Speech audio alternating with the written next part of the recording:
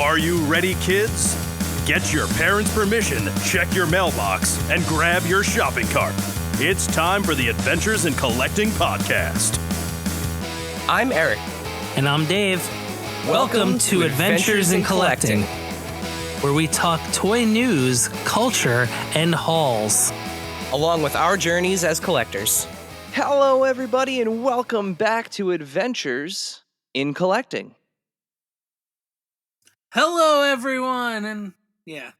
Whoa. I wanted to do the added intro. well, thanks, Dave. I felt like I had an echo chamber here. I was practicing in case. In case what? Are you expecting me to drop dead or something? No, just in case, we wanted to fool everyone one time. we got you. Now everyone's going to be waiting. They're going to be waiting for the moment. We did Dave. it this time. Well, Dave, we're back. New episode, right? Yes, we're here. We are. Hi. When we're and the Instagram exists again. Oh yeah. If you listen to the last episode, which you absolutely should listen to the last episode because Michael was an amazing guest. I mean, listen to this one first, but then listen to the previous. But we had a really long-winded intro about how Instagram took our account away. But guess what? It's back. So once again, we are at AIC_podcast. We're not going to get into the details of how it came back or why it came back because honestly, we don't know. We don't know. We have thoughts, but we're gonna keep those to ourselves. But the account is back. So thank you to everybody. And again, it's like I feel like we're repeating ourselves, but our guest today is one of the people who was very helpful in spreading the word of our account mishap, our befallen Instagram account. So I guess I'm not bearing the lead, Dave. No, not tonight. So if you follow us on Instagram, which again, we're at AIC_podcast again. You know how important toy photography is to us and to the toy community writ large. Joining us today is a photographer that inspires us with his creativity and talent, ultrasound technician by day, crack toy photographer, and the closest thing to a real-life Pokemon trainer that we know by night. Welcome to the podcast, Adam Cavazos, a.k.a. Nostalgic Adam. Adam, welcome to Adventures in Collecting, man. Thank you so much for having me. This is very exciting, and I got to say, I'm happy to have you guys back. Not sure what's going on the Instagram world and side of things, but it's always good to see you guys be back and be able to share the good news and the toy news going on throughout the community. Well, thank you. We're happy to be back in front of our the family we spent the last 3 years building. So absolutely, it's good to be back. Yeah, that's what I was hearing on the last one was on your last cast was it was 3 years now that you guys have been going on. I love that. That's awesome. Mm-hmm. Yeah, it's crazy. I can't imagine that like when we started this when we committed to it that we'd still be doing it 3 years later. But here we are. No, I love it. Or any of it, to be honest. This is true. I mean, we don't have a really great track record of committing to hobbies, Dave. Yeah, I guess. I mean, it's also just the fact that, I think that people found it interesting and kind of care that's really what's been able to kind of spur it forward.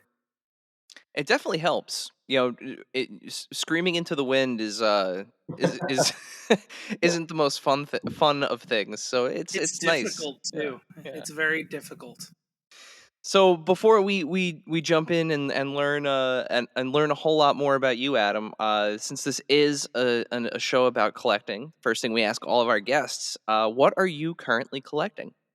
Oh man, when I saw the show notes, I was like, man, an easier question would be, what am I not collecting?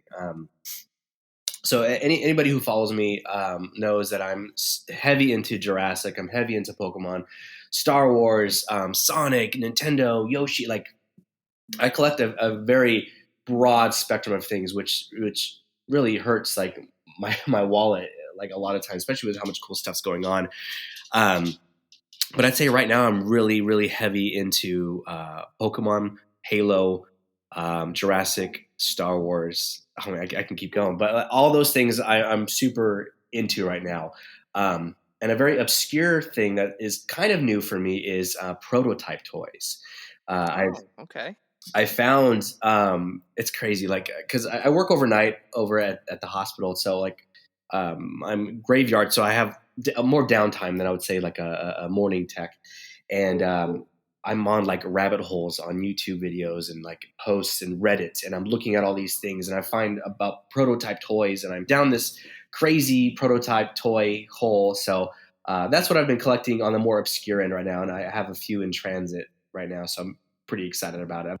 Interesting. Yeah, I mean, we've bumped into the world of prototype toys here and there with some of our guests. Going way back when we had Brian Volkweiss on, he is a huge prototype collector, and Or even so Matt too. yeah, and Matt Cardona. Um, yeah, it is a fascinating world. Yeah. They were both talking about like private Facebook groups that are specifically for people Yes. who collect prototypes. And Mhm. yeah, it's but I mean, in some cases it's some of the only ways to get uh certain figures, especially for like lines that got abandoned. So like just today, right, NECA announced that their SummerCon exclusive is that lost wave of LJN Dungeons and Dragons figures. So like the ones that were previously only available as prototypes, they Oh, have the license to make them. So they're making a 4-inch scale. Like they're making those figures. So like if like the I forget what year it is. It's got to be mid '80s. wow. Those LJN Dungeons and Dragons figures, they're making the Lost Wave. So, people have been waiting decades for That those figures to come out, and they finally are. that's insane because I look back at some of these older toys from the company called Toy Sight. They did a lot of Nintendo characters back in the day for in the '90s, and they had unreleased Banjo Kazooie like a Toy Sight toy, like it was ready to go. They had it on the show floor, ready to rock, and for whatever reason, they never produced it, and this person I follow on YouTube, and he's on forums and stuff like that. His name's Nightram56, I believe is his handles, but he's a crazy cool Nintendo collector. He's awesome. He was the only one who had that prototype show, toy, and he recently let it go because he wasn't really into collecting Banjo Kazooie anymore. He sold it on his eBay listing. I think it was like $3,000 for that.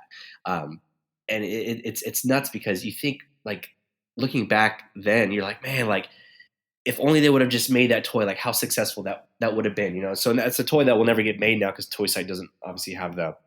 I don't even think they're around, but they don't even have a license anymore. But that's cool that Dungeons and Dragons is bringing figures, to life now that were supposedly, canceled or prototypes and not coming. So that's cool. That's definitely a bittersweet thing to see.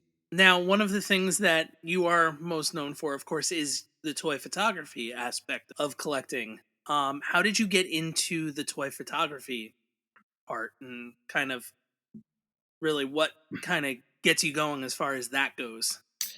Man, honestly, it was I had like a bunch of toys as it is. I was just already a casual collector at the time. This was like 2017, 16. I've been a collector my entire life, but I was more up to date on things around that time frame. But I was just casually going through Instagram, and I saw some people, posting photos with their toys, and they looked really cool. They made them look like, really authentic. One of them was Wolfside Jordan. I met him a few times. He's awesome. He inspired me to take up this hobby. Switpix Spencer. He was one of another one that I saw just on my Instagram feed of just these photos. And I was like, wow, like that's like so awesome. Like I have all these toys. Like I should try to do something like that. And I had an old DSLR camera, and I just started taking pictures, and here we are, like almost what 4 or 5 years later now. Yeah, I mean, it's so talking to, a bunch of photographers now over the last 3 years and kind of, going from, like, dabbling in it as part of doing unboxings to, like, just taking toy photography, almost daily at this point.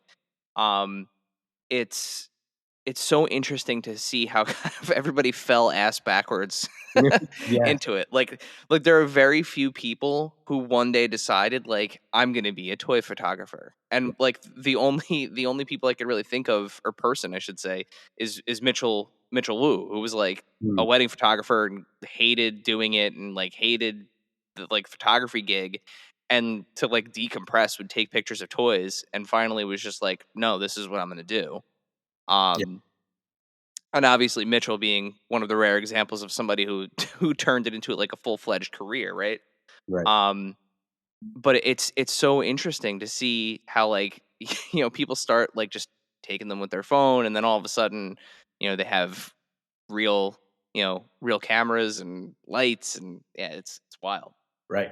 And when you say when you mention about having a phone, I feel like a lot of people get discouraged, because they see some of us, and I honestly I bought my new camera, which I paid a pretty penny for, but I had an old DSL camera from like uh 2000 and what are we at 2022 right now? So 2010. I had it for like almost 12 years. And honestly, it barely took better photos than like a standard iPhone that you can have in your pocket right now. And I had that forever, and I took all my photos on that until I just recently upgraded. But um, I feel like a lot of people get discouraged, because they don't, have all the fancy cameras and all the lenses and stuff like that. And you don't need a lot of that stuff. As long as you have your phone, and obviously lighting is a big thing, you can create some awesome things. I know a lot of people that do that, and people have done comparisons, and that's something I would like to do in the future. Is take the same shot on my DSLR camera, and then the same shot on my iPhone, and then edit it the same way and just show a difference between the two. So I think that's important for people to know that you don't need all the fancy stuff. You just start shooting, just to start taking photos. So speaking of gear, you mentioned that you have that you just got a new camera. Since this really is kind of one of the first profiles that we've done on a toy photographer, let's do a little gear talk here. What are you shooting on and editing with? Yeah. Well, I just now picked it up. It's a Canon EOS R, and it's a fantastic camera. It was a toss up between the Sony of this style and this Canon, and I've just kind of been a Canon guy. I, I I do think Sony does a better job as far as video recording. I think they have that in the bag. But I love the way the Canon felt, the way it looked, and I'm just more familiar with that. So I'm using this Canon DSLR camera. And as far as lighting goes, I just picked up a bunch of lights and stuff off Amazon. I have these Amarin aperture lights, and they come with these little filters. And so there's a bunch of different colors, and you can slide them out and combine them and create different hues and stuff like that for whatever scene you're trying to create. And those work really well. They're cheap. They're like $50. I have like four of them, and they help me in a lot of ways. So, but other than that, and then I have just like a Geek Oto tripod, and just my lights. And then as far as editing goes, man, Photoshop is insane. Some of the stuff that people do out there is crazy. I've barely scratched the surface, and I'm still learning. I pick up everything that I learn off YouTube, and I encourage everybody to do that. If you don't know how to do something, look it up on YouTube. That's exactly what I do. Like, how do I create flames for Charizard? I looked it up on YouTube, and I, started doing it and doing it, and then that looks, better now than what it first did. So I use Adobe Lightroom and then Adobe Photoshop, and just combine those things with my toys, and then have my photos.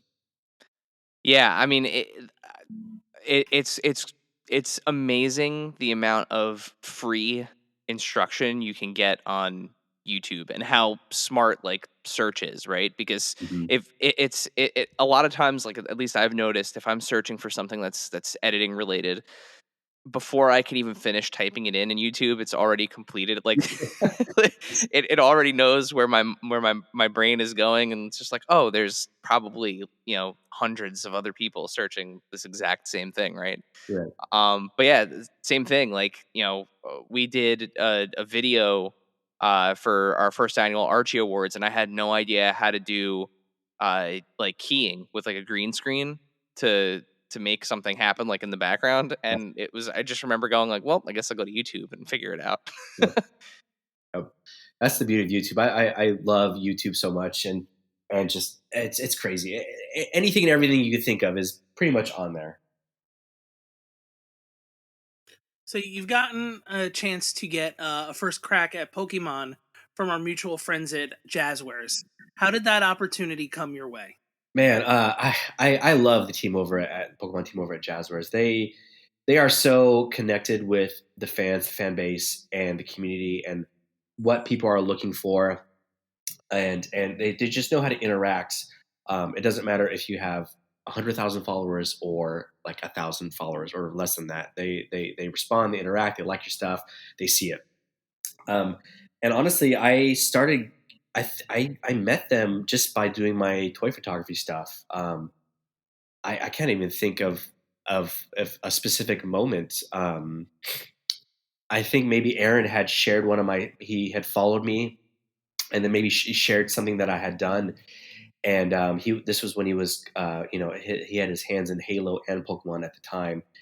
It might have been he saw my Pokemon and Halo shots. I think it was my Aerodactyl shot that I did, and we just started connecting that way. And he started seeing a little bit more of my stuff, and we would communicate and chit chat back and forth. And then I met Leah and Andy, and then and then I met the rest of the crew, and it just started. They just kind of welcomed me in like family, just like talking to me, and just it's awesome. I can't say enough good things about them. Yeah, they are so like we've found that Yeah, they're same really experience. cool. They're not only are they like approachable and communicative, but like they're so engaged. Yes, Like from Jeremy yes, down, like they are just all so engaged. absolutely.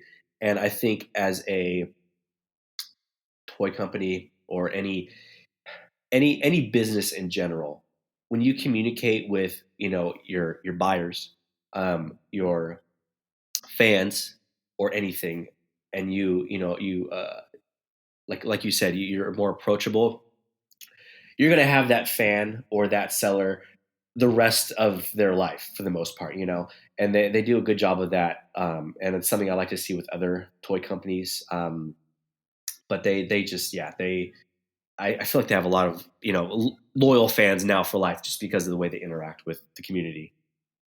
Plus, they're just fun. Like like they have such a fun team over there. Like just personality wise. Yes. And, I will say this too, is they know their stuff. Like they're not only, it's not only their job, quote unquote, but they're fans of the products themselves. Like Aaron can school, I think, anybody that I know, or anybody that's, I would say, even works for the higher ups from Pokemon. He could probably lay down some serious knowledge on some folks up there that they probably don't even know yet. He is just a wealth of knowledge, and that exudes through him in the toys that he makes, and the passion is because he loves the product, he loves Pokemon, he grew up with it, and when you have your heart and soul and passion into it, like, it shows through your work, and it's just, yeah, he's fantastic. Yeah, talk about bringing us to school. I mean, school was in session when he Oh was on yeah. the pod. Yes. Yeah, I remember that was a really good pod. Yeah. So you mentioned at the top, the things you're collecting right now, and right now, especially for things like Pokemon and Jurassic with the new movie like coming out imminently. Yes. You have a lot to choose from, lots of new lines, lots of new plastic. Mm, What are yes. your favorite toys to shoot right now? Uh, Man, I'm sitting in my collection room or my game room, and I'm just looking at everything, and it's just there's so much. My favorite things, it's got to be Pokemon. Um, Pokemon, and then Jurassic has their new Hammond collection, which is a 375 highly articulated scale figures. It's like their Amber collection, which is a 6-inch line, but it's now in the 375 inch. So it seems like they might be kind of straying away from the Amber collection and going into the Hammond collection.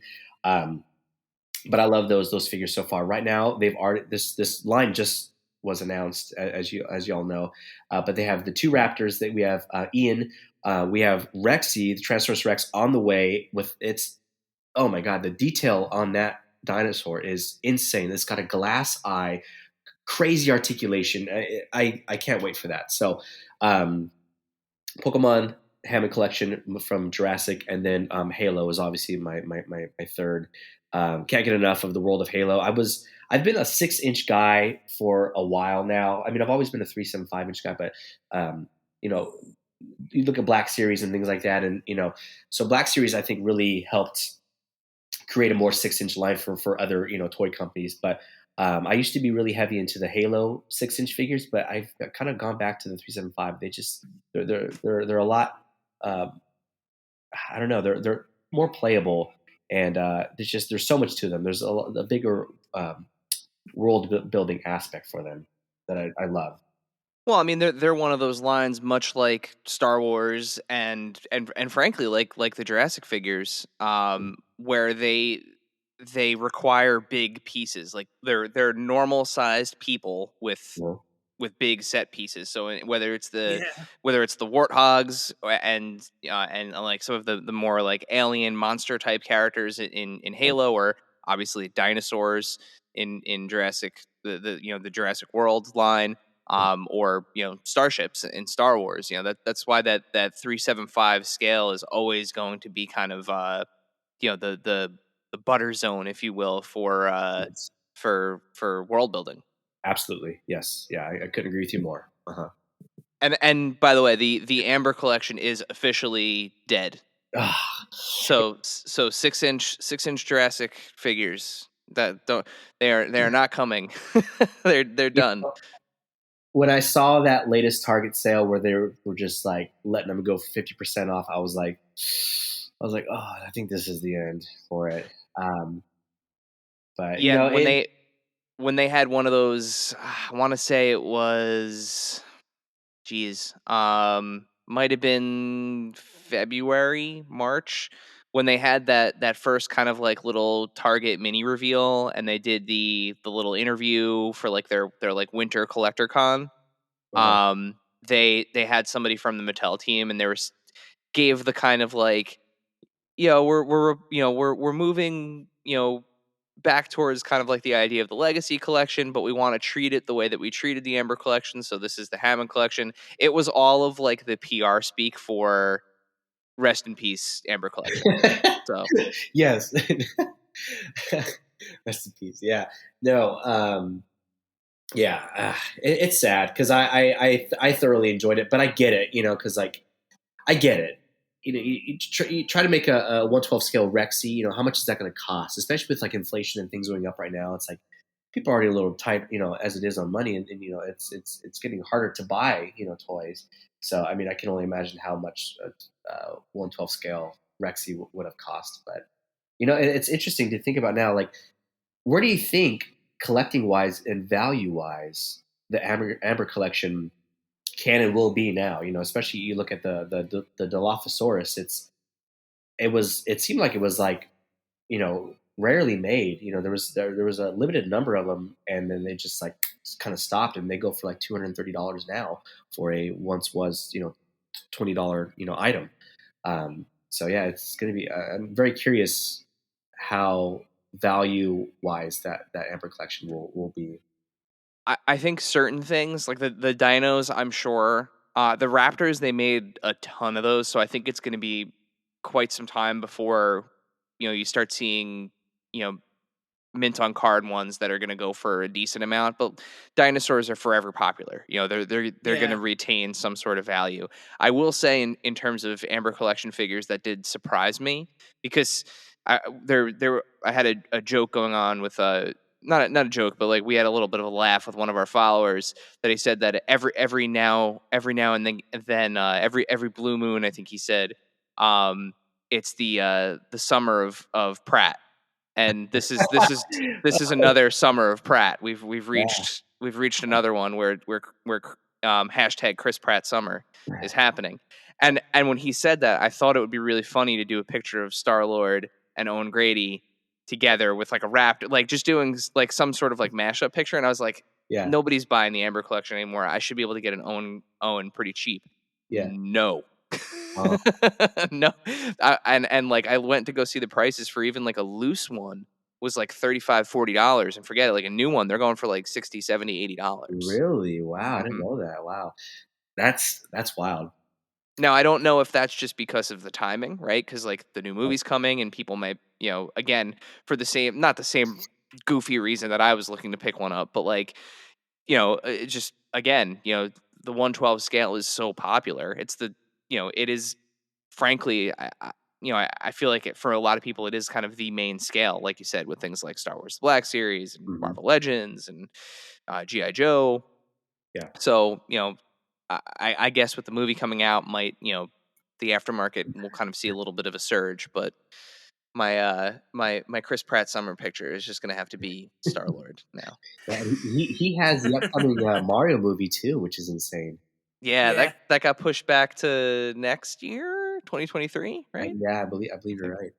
Hmm. Real quick, for you and anybody who's maybe listening, I would highly recommend before it sells out and before it's going to be a $230 figure is to buy the Jurassic World Amber Collection male Velociraptor from Target. I believe it's a Target exclusive. It's still in stock and I think it's like $30. And I mean, I would highly recommend y'all to get that because it is just a beautiful piece. And I am no way, shape, or form endorsed by Mattel, Jurassic, or Target, but as a fan and as a friend, I definitely recommend y'all pick that up because if you want to look at it as investment wise, I think it's going to hold an amazing value. Or if you want it as a collector, pick that up now for sure.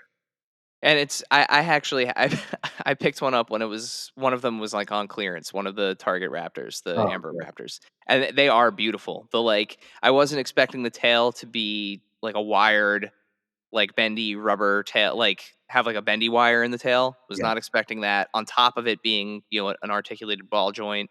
Mhm. There's way more joints in that thing than I could have ever hoped for. Like honestly, it's pretty perfect.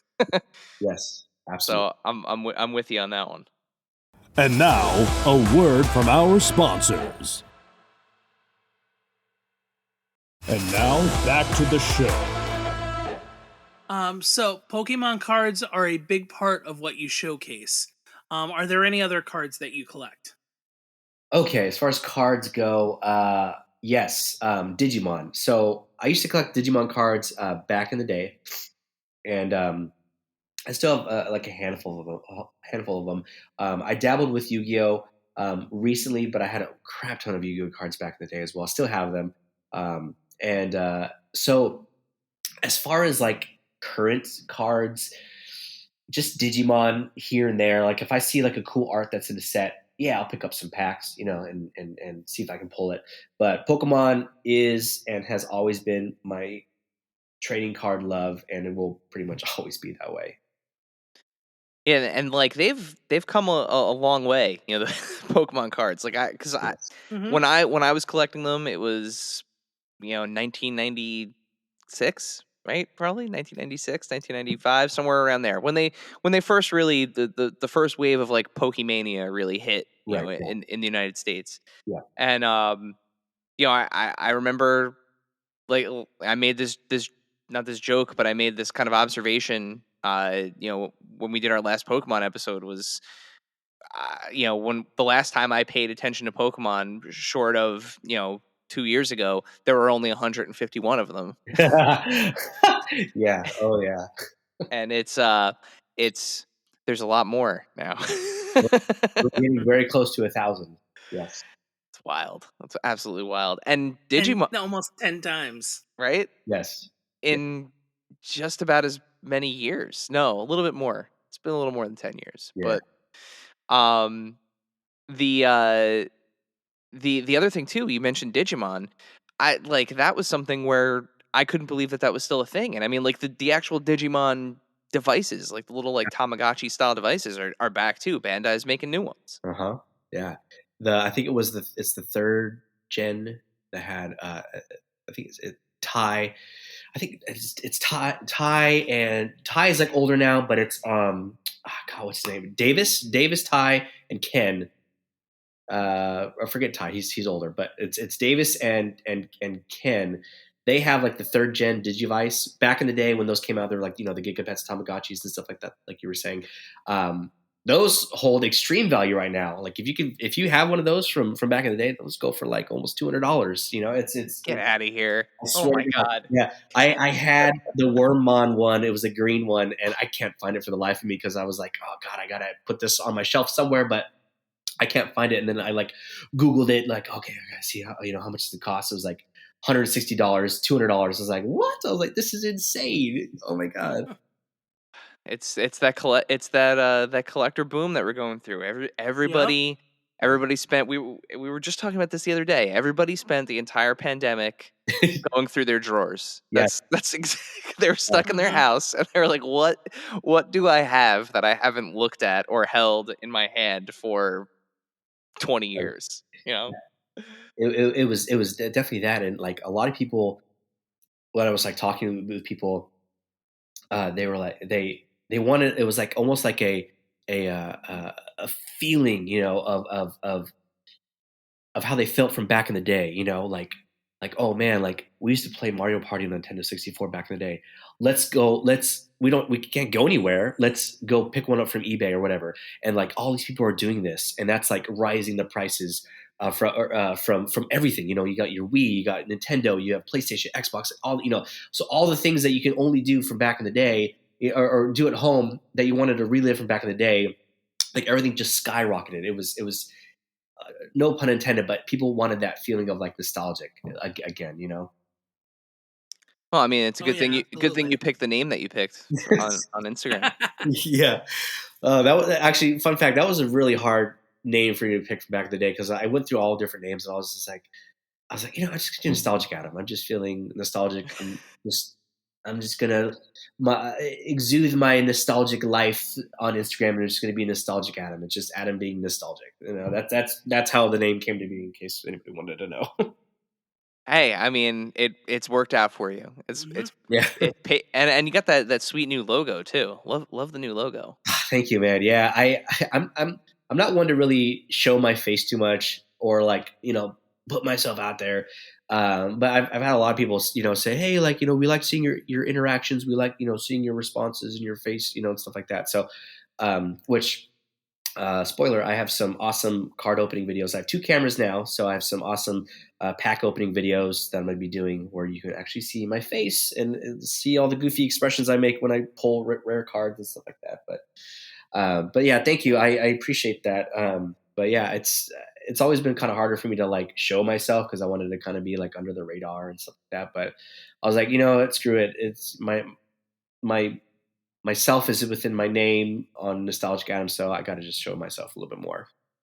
So speaking of your new dual camera fancy setup, what's your favorite part about doing a card break? Ooh, man, just pulling that card. Well, like when you are hunting for a specific card, like for example, the last big one that I had was Celebrations, the OG base set Charizard that they reprinted for that. I hunted and hunted and hunted. And yes, I spent more money on buying packs and stuff like that when I could have bought it outright. Yes, I know that. But just that feeling when you're hunting and you're doing these things live on your Instagram live or whatever, and you're trying to get it and you pull that card, oh, there is nothing like it. I posted the reel. If y'all are interested, scroll down, you'll find it somewhere of me pulling that card. But that is my favorite thing is when you get that card and you just are holding it. There's nothing like that.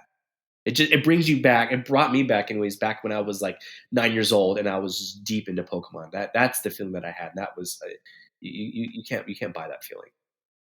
So I recently, Dave and I recently did a card break together where I kind of filmed it, and I don't know anything about card collecting. I know slightly more. So. I know nothing. Like I know enough about like what a rare Pokemon card looks like. Honestly, they've since changed quite a bit. Where like the entire card is now hollow or foil or however. Like it's like almost like edge to edge, hollow. Yes. Whereas I remember it just being a little window. But I'm watching Dave pull pull cards from what was it? It was like a blaster box, right? An AEW one. Yeah, it was an AEW blaster. And I'm sitting there behind the camera, initially not saying anything, just kind of watching. But then I found myself just like asking questions because Dave's like talking through the break as one would as you're filming it, and all of a sudden I'm like, well, what does that mean? And there were times where I was like, well, great question. Yeah. Anyone want to leave a comment? Yeah. Yeah, there is so much to cards now. Like, I'm not familiar with the AEW card line. I think they're cool, and that's awesome. There's awesome pieces, that you can get from like autographs and things like that. And I think that's awesome. But there's so much, there's like in certain cards like parallel rares, and there's like these types of rares and stuff like that. It's nuts. Now, like there's two different kinds of like where based off of the different color foil is what and then some are numbered, and right. There's so many things where I'm like the first one I ever did, I had found a regular box of AEW cards, and I'm like, in the comments people are like, oh, that's this card, and I'm like, oh, I just thought it was another foil card because they look almost exactly the same. Right. Yeah. It's crazy. Even some cards are just like small differences, but it's like, big value, I guess, between those two differences. So do Pokemon cards still do first editions? They don't. Okay. No. I'm trying to think if they have anything that's comparable to a first edition. No, they stopped that. I think after Neo Revelations or Neo Destiny, I believe they stopped that. Which good and bad. I like the appeal of first editions, just like I like the appeal of Chase, but I hate trying to find a Chase of something because I feel like I spend forever trying to find it. So yeah. Yeah, because I remember that back in the day. Like if you had like I know now, like first edition Shadowless Charizard, is like the card. But I remember when I was younger and I was collecting them, like my first edition Dragonite was like my favorite. Yeah. I loved that gray card with like the rainbow foil behind Dragonite. Yes, yeah, the one where he's sitting down, right? Yep. The best. Yep, yeah, that's a great card. But yeah, it's so much fun like watching them because even standing there watching Dave open the cards because like one of the cards was had like a clipping of like a ring gear like ring worn ring gear was like embedded in the card, which completely like blew my mind. But watching I thought I didn't get what you were saying. A ring gear, like it was like piece of like the clothing that was like card. Okay, yeah, it's like a relic of like a T-shirt or like somebody's pants. Yeah, yes. You have a tiny 2x2 square of Penta's shorts. Yeah. It was part of his sock. Hey, it's ring worn, man. Yeah. You might get some ring worm too if you're not careful. Yeah. Put that thing in a top loader and wash your hands. Yeah. Don't touch your face. But the thing is, like watching these breaks, and like you referenced the one where you got that Charizard. I remember watching that, and like I'm just grinning thinking about it again because the like joy is infectious. Yes. Like when one of those cards hits. So they're definitely if you're sitting there thinking like I hope whoever's watching this is having as much fun as I am. Like everyone lives vicariously through these videos. Everyone does. Oh, good. Yeah, that was one of the things too, where I was like, you know what, like, I got to set up two cameras. Like some of the the huge awesome YouTube card breakers out there, they do that. And I was like, you know what, I got to do it. Like, and then thinking about it, I was like, man, I wonder what my face actually looked like when I actually pulled that card. And then I want to know for my own self, like, oh my god, like how goofy did I really look like this? Like, oh, like I can only imagine. So I'm like, I got to do it. So yeah, I'm excited about it. Now you mentioned the Charizard, the reproduction one, being a really cool pull, and obviously I can attest to having watched the video. But outside of that pull, was there anything recently that comes to mind that you got where you were like through the moon? Ooh, not to that level. No. Not to that level. I did pull some very quality Charizard cards from Brilliant Stars. One of them I did film, and I believe I put that one on my Instagram. And this was before I had two cameras, and I was just kind of like, I was opening a lot of packs on Instagram for a while, and I was like, you know what, I want to just like relish in some like packs, like just mano y mano, just myself. So I had some cool cards off camera, but nothing that was that extent of that Charizard at that time. But I think when is it? I think it's Astral Radiance that's coming out. There is another Charizard. It's Leon and Charizard. It's like an alternate. It's not an alternate, but it's a character card. It's super cool, and I'll be pretty hyped if I pull that one. And it's crazy actually. Like I said earlier, there's just so much going on with Pokemon. Like they have like they're called Radiant cards, which is basically like the shiny Pokemon coming out in Astral Radiance, which is dropping I think next Friday. And there's like three shiny, or they call Radiant cards in there that they're doing, and the art styles are like what they did back in the day with like Neo Destiny, with your Shining Noctowl, your Shining Charizard, your Shining Steelix, Tyranitar, all that stuff. Where if you look at the card and the holo just right, like you can see the artwork so well. But if you turn it a certain way and like it's kind of like street, it's so cool. So they're like almost bringing that back into like a full art form. And then they have like Pokemon Go cards coming out, and it's insane. Like, it's crazy. I hate it because like my wallet, Yeah. So you recently did a very special edition of a card break in the hospital. So for those that are unaware, why don't you tell us a little bit about that very special dual card break that you did? Yeah, that was really cool. I was really nervous about that, by the way, because I was like, oh man, like maybe she's gonna be like super professional, but like, no, I ain't doing that. But I just had my first child was born. I had a baby girl, and I knew. Congratulations, welcome to the Girl Dad Club. Yes, congratulations. Thank you. Very excited. My wife's on on baby duty right now while I'm on the cast. But it was awesome. I knew I wanted to implement Pokemon cards at some point, whether it was, I even had like the most obscure idea where I was like, while the baby's coming up, I'm going to open up cards and I'm going to have the nurse film me while I'm opening up cards, and I was like, I should probably maybe not do that. My wife's like in pain, and here I am just like, here we go. We have Ghastly, we have Pikachu, we have, So I was like, okay, I ain't gonna do that. No. And I was like, okay, well, what if I had the doctor? We'll do a pack battle. That was my idea. I was like, okay, let me try that.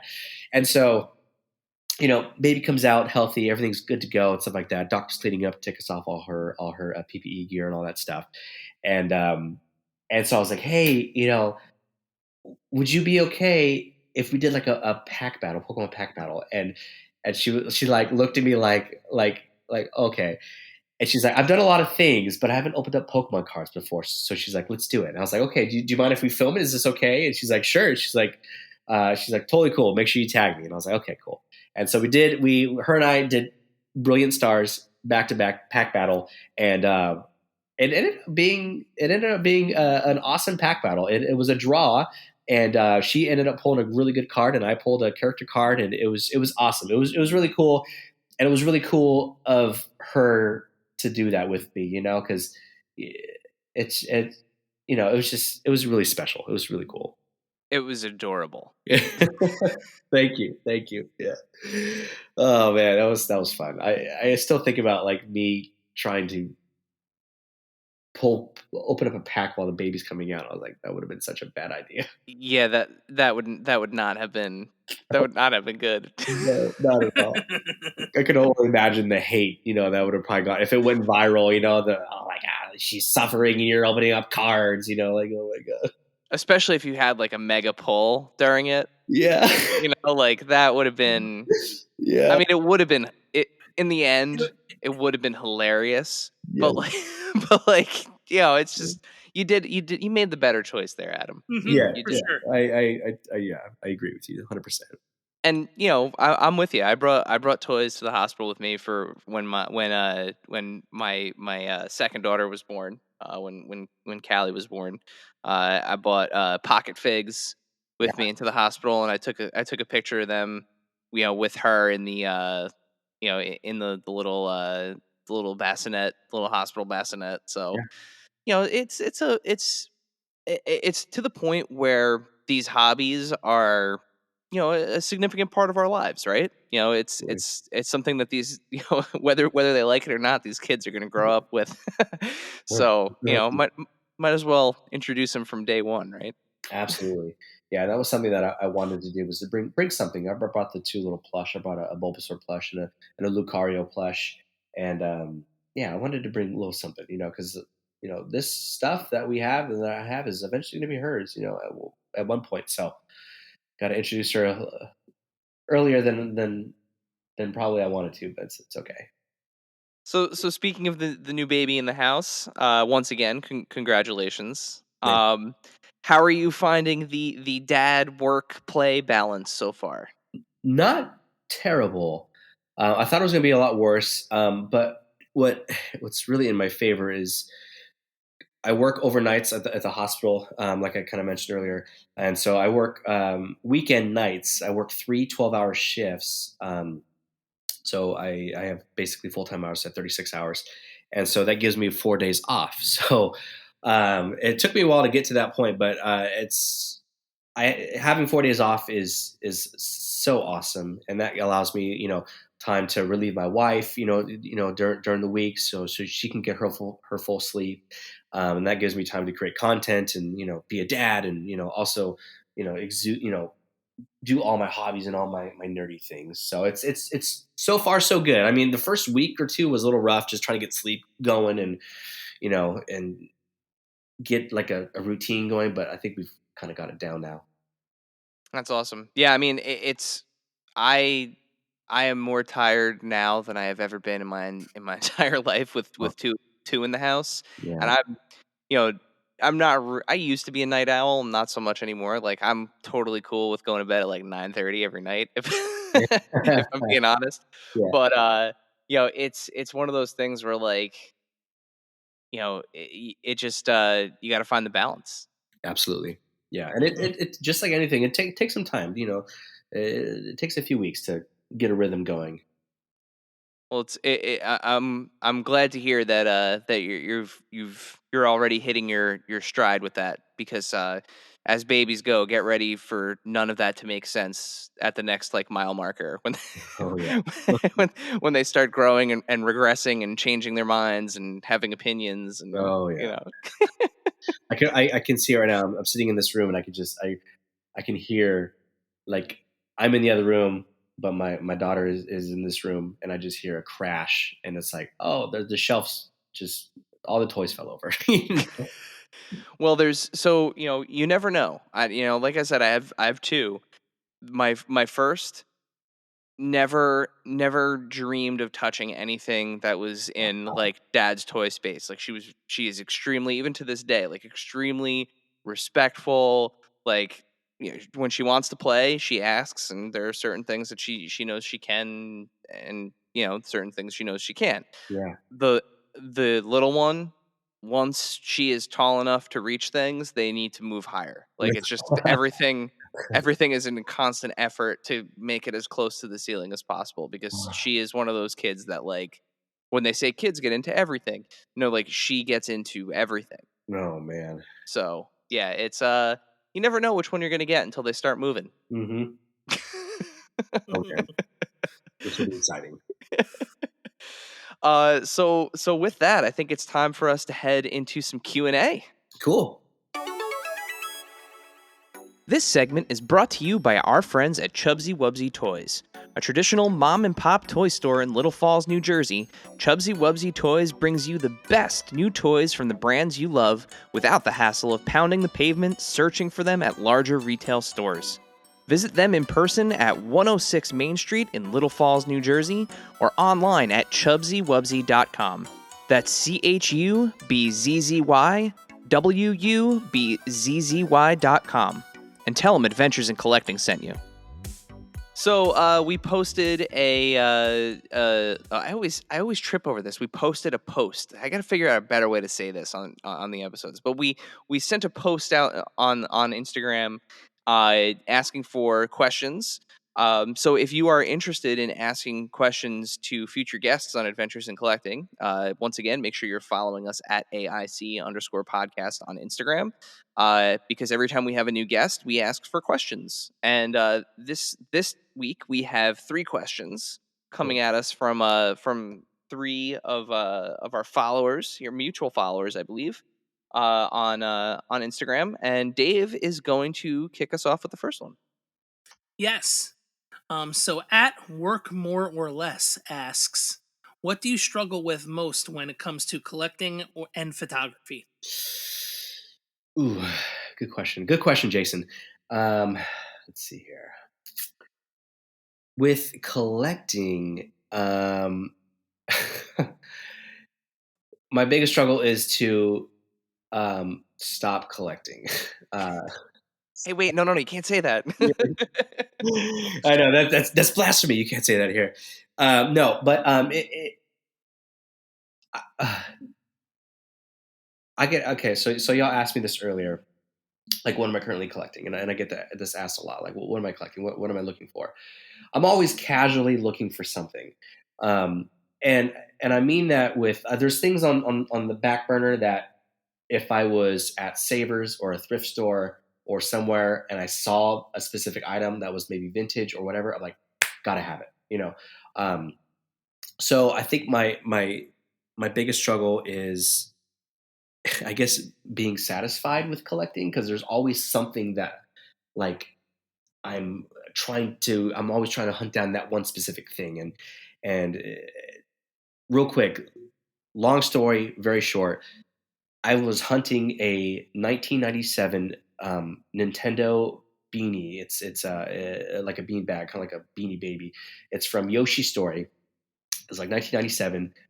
It was a like a pre-order item. So for Nintendo 64, if you pre-ordered Yoshi's Story through Toys R Us, they would give you a little voucher, and in the voucher it would say, "Hey, this is a mail-in. Select whether you want a white Yoshi or a black Yoshi." And so people would, mail them off and choose whatever one they wanted. I never did that or had that back in the day. I was like 7 years old, so I didn't know what was going on. So Yoshi is my all-time favorite Nintendo character. I was hunting that specific white Yoshi. It took me 15 years to find that Yoshi. So there's always something that I'm like looking for. But yeah, so that's my biggest struggle is just trying to find that, I guess, satisfaction or satisfied. And then with photography, it's got to be like lighting. It's like. Lighting is hard for me sometimes. It's just like trying to pose something in a certain way, and I'm like, man, like the lighting just looks so bad right here. Like, what am I doing? Is it like, do I got to go this way or this way? So lighting is definitely my biggest struggle. Like, yeah, for sure. Well, I'm with you there on the lighting. And to Jason, who asked this question, who is like one of the kings of toy photography lighting Yes. out there. His photos and at I have a Watu. Like those are the Oh, yeah. two. If I need if I need lighting inspiration, I usually go to their photos and try to figure out scroll through and figure out what direction their lights are coming from. And Right. yeah, that's like they are like kings among men Yes. when it comes to lighting. A lot to learn from them, 100%. Dave, you want to do the next one? Yeah, we could do the next one. All right. At MC Calrine asks, what motivates you to share your passion? Ooh, just support, like, I get so much feedback and interaction and engagement, um, from people that are just like me, or that are just like us, I should say, that that love Star Wars, or they love Jurassic, or hey, I used to have that when I was a kid, and like you're showing this now, like I gotta find that, or I because you showed me this thing that I used to have when I was a kid, like I just bought one on eBay, um, so I think just the engagement and that hey, there's so many of us out there that are just that love these things, and to be able to express them and share them with other people, and they respond and they love it, and and that maybe motivates them to buy toys, or to even I've had people, this is the coolest thing, I've had people say hey, I want to do toy photography because of some of the stuff that you've done, that is what, man, dude, that is so cool. That's what motivates me, is to be a positive influence in the community. That's what keeps me going. That's what motivates me the most. And our last question comes to us from at Astonishing Pics. Do you have any rituals or processes when you shoot? Oh man, David, good question, David. Yes and no. I will brainstorm something for a while, um, Well, I was gonna say, if you don't mind me to hit you with an example of one of the shots that I features something that I absolutely love, and I love the effect that you landed with it. You yeah, recently did Ghastly mhm, coming out of the Pokemon card with the yeah. the smoke behind it and stuff. Yeah. Like where does an idea like that come from? Oh man. Funny is, actually Yu-Gi-Oh helped me think of that idea. So the Yu-Gi-Oh anime. So are any of y'all familiar with Yu-Gi-Oh at all? I mean, I know what it is. I've probably seen an episode or two of it. It's with the kid with the big yellow hair and the Yeah. magic cards, right? Yeah. So basically, they're called dual monsters, and Yu-Gi-Oh is kind of like a form of it's like just a trading card game as well. But in the anime, you would summon a card, so you would summon a monster, and you're on this digital playing field. And when the so Yugi would summon the Dark Magician, and this digital card would show on this digital ground, and the monster would come out of the card onto this digital battlefield, and they would duel and fight. So I got the inspiration of a Pokemon at that point coming out of the Pokemon card, based on Yu-Gi-Oh seeing that, and then so I the Gassy shot was hard to shoot, because I was like, man, the lighting is, again, the lighting the lighting is so hard to get this just right, and so it just took some time to figure it out. And I was like, okay, I'm just going to use atmosphere aerosol, which I did, and it looked great. And then I was like, okay, but it's still missing something. Okay, well, my wife has a fog machine, so I grabbed her fog machine, and I used that as well. I was like, okay, it's still not hitting what I need to hit. And so I'm thinking of all these things. And then I use like teddy bear cotton. You can buy this at Michael's and stuff like that. It's like filler cotton you can put into stuffed animals to make them fluffy again.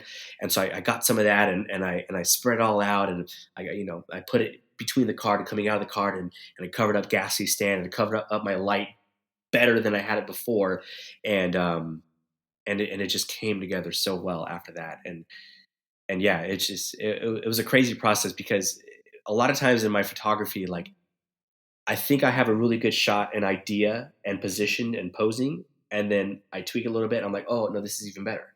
And then I tweak it a little bit more. I'm like, oh my god, this is even better. And then and then the chain kind of happens, and I look back at the very first idea, and I was like, like that was dumb. That looks so dumb. Like where it started with, but yeah. Well, it's great too, with stuff like that. Like I'm looking at that post right now as you're kind of talking about it. Um, and for those listening, I'll make sure that I share this in stories when the episode goes live, so that way you can see the post. You have a visual to go along with it. But to me, it's crazy with shots like this because you look at the final one, right, and like you can see you kind of nailed the like smoky glow coming out from behind the card and the way the card is sitting. Like it really does look like the Pokemon card is coming to life. Uh, And then you look at the background and you see that there's like there's trees and there's grass and everything, and like you don't really know what part of it is practical and what part of it is kind of massaged and edited in Photoshop. And then as you swipe through, you're like, oh, this he hasn't this is an upside down like baby wading pool, and there's fake trees, and there's this huge mountainous background behind it. Oh, and there's like other little Pokemon battle figs that are just kind of chilling underneath the trees. And then that last view of like your dog walking underneath the setup as oh, as you're sitting there spraying with the aerosol, and it's just yeah. like, oh, this is like this is the furthest thing from like a studio with like this finesse, and like you realize that like, oh, like I could totally do this too. Like Mm, look at how he got this final shot from like a very practical setup, mhm. in a very normal environment that pretty much everyone has access to, right? Like it's just a Absolutely. room. Absolutely. Thank you for the kind words on that. That's awesome, and the way you broke it down was I love that. Um, that was one of the things that like I love with photography is or toy photography is you can go super practical where you do nothing but practical. You can go super Photoshop, do nothing but Photoshop. Both are great. Both are awesome. Both have their qualities for sure. I like to do like a combination of both. But that was the other thing too is like with my photography, like I love the practical effects and I love being able to like show everyday items that you could use and utilize into your photos yourself. Like, so you don't need to be like this awesome wizard at Photoshop to be able to get like a really cool shot. You can, add some, some stuffing here, or some, the little fake trees, which I picked up from Target, there was like $3, like you could add all these real elements. You don't need to, you know, sit down and do hundreds of hours of Photoshop to figure out how to get a good photo. Just throw some cool real stuff in there and just mess with your lighting and then take some photos. Well, Uh, I have to say, keep sharing those pullbacks, those behind the scenes shots, because they really are like, eh, not even just to me as another toy photographer. Like I've spoken to people where they're where they comment saying, seeing how it's done almost makes the final product like more impressive. Oh, Yeah, the process is definitely, I think, the coolest part of some of this. And getting to like see a lot of these shots in action and kind of how they came together is so cool, and mm, it's you know I think a vital part to what makes the process makes the product right. is you know kind of a thrown around phrase, but it's or a thrown around kind of statement, but it's true. Seeing the behind the scenes is really cool to just see kind of what really goes into it. Hmm. No, yeah, absolutely, and they're fun to take too because people like oh my god, like that's how you did it, and like and you get to bounce ideas off of people too, which is so great. You get to pick. We're all learning together, So I get to learn things from, Jason from Work More or Less. I get to learn things from Astonishing Pigs, David. Learn things from you guys. It's just everybody. So I think posting those behind the scenes is like you said, it's important.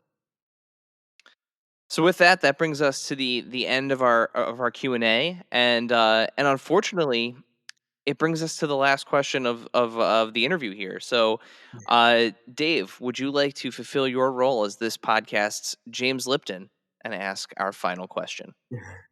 Yes, absolutely. The last question we ask all of our guests. What is your strangest and or favorite piece in your collection? It can be one of each, or it can be both. Okay, strangest. Let me look around real quick. Okay, I could already tell what my favorite piece is. My favorite piece, I touched on it a little bit ago, is that 1997 Yoshi story.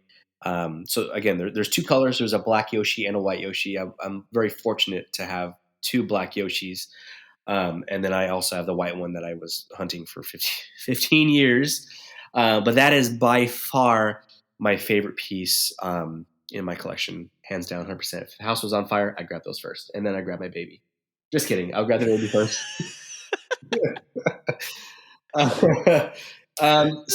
Strangest piece. Oh man, I don't have crazy. Okay, well, okay. I guess this is probably my strangest piece, maybe, but I think in my heart also equally as cool is and I recently just picked this up. If I know y'all saw this, but if you've been following me, I like to go on OfferUp a lot, and so I go on OfferUp and try to find cool stuff. But I found this listing for a life size promo Yoda from Star Wars Episode 1. It was a blockbuster display promo. This guy had it. He had it on there. He also had some other cool Star Wars things. Anyways, I ended up picking it up from him, but it's like it is the ugly rendition of Yoda from when he was the puppet from Phantom Menace. But it is so beautiful, and it's a life size, like in basically mint condition statue, and that's probably my strangest piece. But I love it because it's a super obscure Blockbuster, which was one of my favorite things growing up. Me and my dad used to go rent Blockbuster movies every time I was over at his house. So that was a special part to me. But they're no longer around. Star Wars Phantom Menace is getting older by the year, and you just can't find pieces like that anymore. So it's definitely my strangest piece, but an awesome piece. I still can't wait for a picture of Yoda and the baby. Yeah, I know. People are like, "Oh, do Baby Groot and a baby, do Baby Yoda and the baby." And I'm like, "Oh, I know. I got to figure out how to do them good, though." Yeah, that's one maybe when she gets a little bit older, But Exactly. we'll be hanging on, waiting for Yeah. waiting for the moment. Either that, I hope it doesn't frighten her, because that version of Yoda is not very friendly No, that on the is eyes. a creepy Van Yoda. Like, what is going on? That was an epic haul, though. There's so much '90s Power of the Force stuff in Yeah, that yeah. in that haul too. Yeah. That was wild. Couldn't believe it. Yeah, he still had more. He had like original posters from A New Hope, Empire, like all that stuff. But he knew what those were worth for those. He wanted like premium dollar. I'm like, oh, like I love the posters, I respect them, but I'm not a huge poster guy. Like I don't want to spend like hundreds of dollars on these posters. I'm not a huge poster guy, but I will take that creepy Yoda. Yes, absolutely. Yes.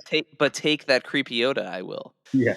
Mm-hmm. Yeah, so Adam, thank you so much for taking the time to be on Adventures in Collecting. This was an absolute blast.